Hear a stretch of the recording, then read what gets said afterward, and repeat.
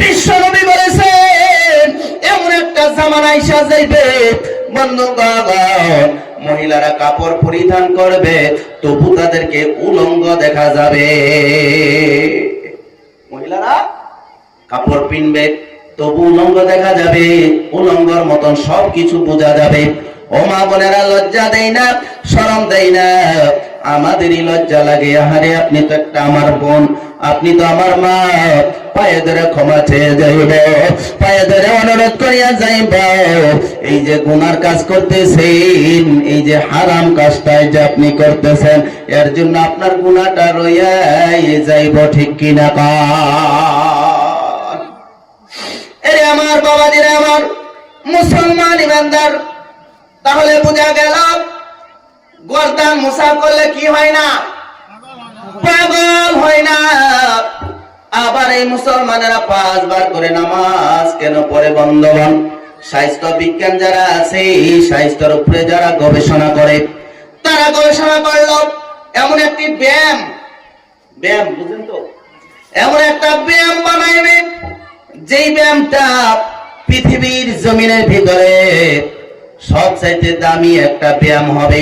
ভালো একটা ব্যায়াম বানানোর জন্য তারা চেষ্টা করলো, করতে করতে না আনসাকসেস হয়ে গেল। একটা ব্যায়াম ভালো করে খুঁজে পাই না। শেষ মুহূর্তে দেখা গেল, তারা চিন্তা করলো, দেখি মুসলমানেরা এরকম এরকম করে নামাজ পড়ে, এমনি তো আল্লাহকে ডাকতে পারতো, আল্লাহ আল্লাহ আল্লাহ এরকমই ডাকতে পারত নবীজির উম্মতের দল।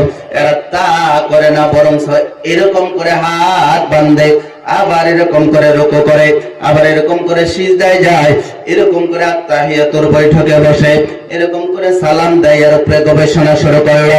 এই বৈজ্ঞানিকরা গবেষণা করে পেল, বন্ধুদের, এই যে নামাজের যে যেরকম চিত্র, নামাজ পড়া, সিজদা করা, রুকু করা, বন্ধুগণ, তাশাহুদের বৈঠকে বসা, এই যে একটা ব্যায়াম আল্লাহ আপনাকে আমাকে দিয়েছে, বৈজ্ঞানিকরা স্বীকৃতি দিয়েছে, এর থেকে বড় ব্যায়াম আর পৃথিবীর জমিনে হতে পারে না। এ বন্ধুগণ, জ্ঞানী গুণী মুসলমান আমরা সবাই বুঝি, সবকিছু বুঝি, কিন্তু মানি না। আমি একজন মানুষকে বলছি, যুক্তি দেখান আপনি, এই জন্য আমি দাঁড়িয়ে রাখি না, এই জন্য আমি নামাজ পড়ি না। এ বাবাজিরা, আমার মুসলমান ইমানদার, আমি তাই বিলা কই নাই।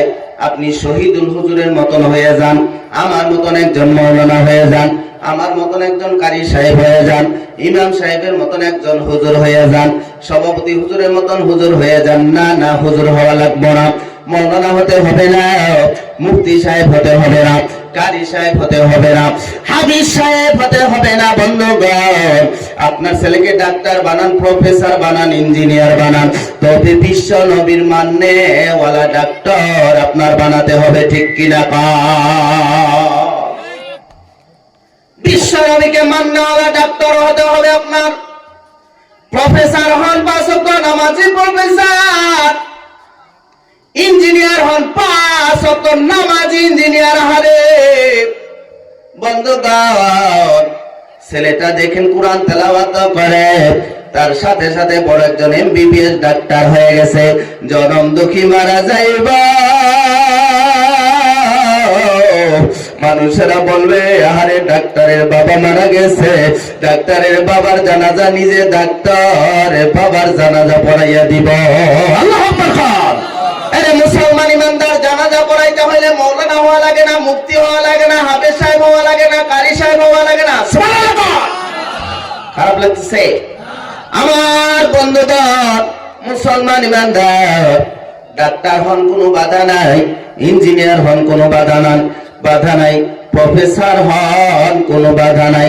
তবে আপনাদের পায়ে ধরে অনুরোধ করিয়া যাইব, বন্ধুগণ, ছোট্ট ছোট্ট বাচ্চাদেরকে ডাক্তার বানাবেন, ইঞ্জিনিয়ার বানাবেন, তার আগে কিছু ইসলামের শিক্ষা তাকে দিয়ে দেন, নামাজি তাকে বানাইয়া দেন, সুন্নত রাখনেওয়ালা তাকে বানাইয়া দেন। দেখবেন এই সন্তানটা আদর্শওয়ালা সন্তান হইয়া যাইব।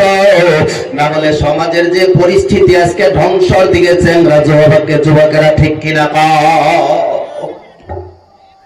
বাবার একমাত্র একটা ছেলে মাস্টার মানুষ, পুলিশের চাকরি করে বাবাই, একমাত্র একটা ছেলে।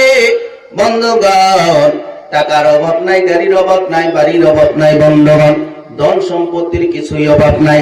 ছেলেটা বন্ধুগণ ড্রাগস খাওয়া শিখছে। আছে না নাই? কথা কয় না, জোরে কোন আছে না নাই? ড্রাগস খাওয়া শিখছে, মদ খাওয়া শিখছে, সিংড়ি সিংড়ি মেয়েদেরকে নিয়ে নানান জায়গায় ঘোরাফেরা করে। বন্ধুগণ, করার কোন ব্রিজ জায়গায় জায়গায় ঘোরাফেরা করে, আবার ড্রিঙ্ক করে, ভাং খায়, সিদ্দিক খায়, ইত্যাদি খায়। ওই সন্তানদেরকে আপনি যদি হেফাজতে রাখতে চান, তাদেরকে যদি কন্ট্রোলে রাখতে চান, আপনি বাবা হিসেবে আগে 5 ওয়াক্ত নামাজি হয়ে যান, বিশ্ব নবীর সুন্নাত মান্যওয়ালা হয়ে যান। তারপরে আপনার ছোট্ট ছোট্ট ছেলে দেখবেন আপনার সাথে হাতে হাত ধইরা মসজিদে যাইব। সুবহানাল্লাহ। মসজিদের মধ্যে যাইব, আপনি ভালো হইলে আপনার সন্তান ভালো হয়ে যাইবে। এরে মুসলমান ইমানদার, আমরা যারা বাবা আছি, মা আছি, আমরা সবাই চাই আমার ছেলেটা ভালো হোক, চাই না নাই? কারা কারা চাই? হাত উঠাইছেন দেখি।